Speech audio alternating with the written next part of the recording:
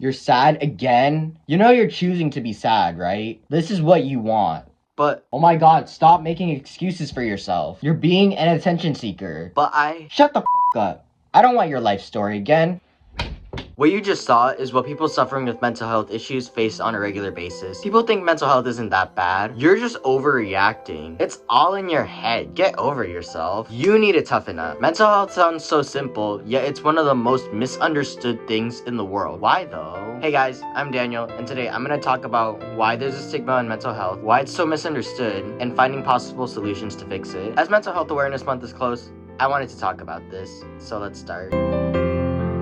We've all been told at some point by friends or family that the world is a tough place, so we need to toughen up or we can't handle life. However, this phrase is just said because people don't want to deal with the issue or don't know how to. Instead of trying to understand and listen to a person, some say, "You're depressed? Suck it up, bitch." Oh, and try to smile more, by the way. Society believes that whatever you're handling is nothing compared to what you'll deal with later in life. Older generations say, "You think that's bad?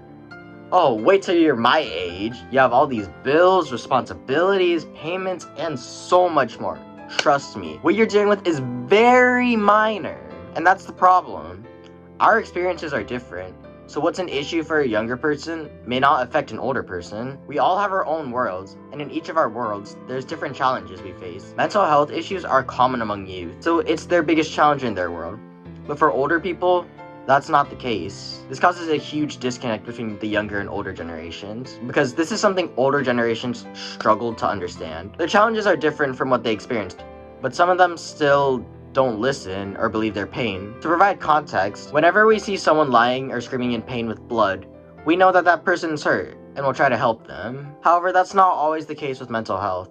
It's harder to spot the signs. People might think someone with OCD is just a control freak that's always stressed, or someone with an eating disorder is just trying to look better. This is especially true with high-functioning mental health disorders. High-functioning mental health disorders are when you have the symptoms of a mental health disorder like depression. Mostly that builds up over years of struggling to keep your head above the water while meeting all of life's expectations at the same time. So you could be deeply suffering with the symptoms of depression, even though you're still getting by doing everything that you're supposed to do. That's why it's called high-functioning depression. And because outwardly, everyone can see how well you're coping with life, so it can be even harder to tell anyone because you feel this deep shame and you can't imagine how anyone would even believe you, so your suffering stays silent. People with high-functioning mental health disorders would have a hard time telling people about this because they don't look sad or they don't act different. 99% of people wouldn't believe them as well, because there's nothing unusual happening to them. In fact, some people might say that they're just trying to seek attention for themselves, which hurts their self-esteem and destroys their trust in that person. Remember, but high functioning is not the same as happy and healthy. This part is especially true with men in mental health. Unlike women, where society allows them to be sad and vocalize their feelings more, men have to toughen up and hide their feelings and emotions, or else they're weak. Society sees men as these emotionless soldiers that never feel anything, but they do. This idea of men need to be tough has existed since humans were born. Any sign of emotion like crying is a sign of weakness. You've probably heard, "Oh, men don't cry. You need to be tough." This common stigma of men not being allowed to show their emotions leads to all this bottled up emotion that eventually leads to an explosion. Why do you think more men suffer with mental health disorders and have higher suicide rates? Yes, men can have mental breakdowns as well. And it's not just because they're angry. Any emotion can happen to men as well as women. So, Daniel, I have a question. Why is mental health made fun of so much? mental health is one of those things where you won't know it unless you've experienced it. People have a vague understanding of how severe mental health conditions are because they think it's a choice. The thought and choice theory is that that's actually a decision that you make to be depressed. You know, I really feel like making myself super depressed to the point where I don't want to do anything or talk to anyone for several months or longer.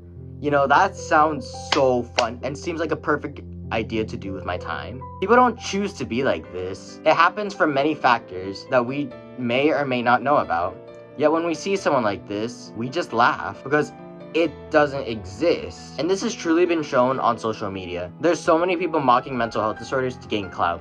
And it can be good or bad clout, they don't care. Mental health is a very sensitive topic, so making fun of it is an easy way to get thousands of responses from someone and grow. This growth leads to more people seeing this and getting manipulated by the creator, because they don't know about mental health, so this is what they'll believe. For the creator, it's a genius marketing strategy. There's also the saying, especially for young people, Always just in your head. You're a teenager, what can you possibly worry about?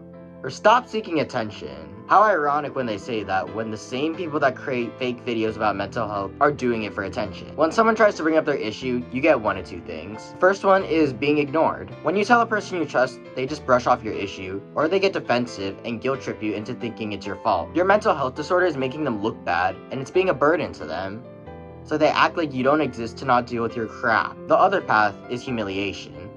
This one, they'll just laugh at you and be sarcastic. They'll say stuff like, "Oh, you have anxiety? Why don't you just try getting rid of it? Is it really that hard?" Go downplay your issue and make it seem like you're the problem instead of the issue. No matter which path you choose, both paths don't yield a good result, and it leads to the person believing that they're the problem, which just makes everything worse. But You know there's a third path, right? what do you mean? There's no third path. Yes, there is. It's a secret path. Most people don't get to it, sadly, but I'll tell you and the viewers. Okay, cool. The third path is the one we want to strive for. People that understand mental health and do their best to help anyone that's suffering with it. These people understand that the person is not acting like this for attention, and they care about their well-being. They'll listen to the person many times over, helping them in both big and small ways, and give them courage to seek professional care. This sounds nice, however it's not easy for most people, hence the secret path. Due to the stigma, if a person gets help, others might think that they're weird, weak, or again, doing it for attention. Also, treatment can be expensive depending on where you are, so people that don't have the funds will just be told to suck it up. So what can we do to solve this? One thing we can do is spread more awareness about it, especially in schools. In schools, they cover it, but it's delivered through the most unengaging PowerPoints, which is why kids don't take it seriously or don't pay attention. Instead of a PowerPoint, why not try to get a speaker or a psychologist that's gone through a mental health disorder?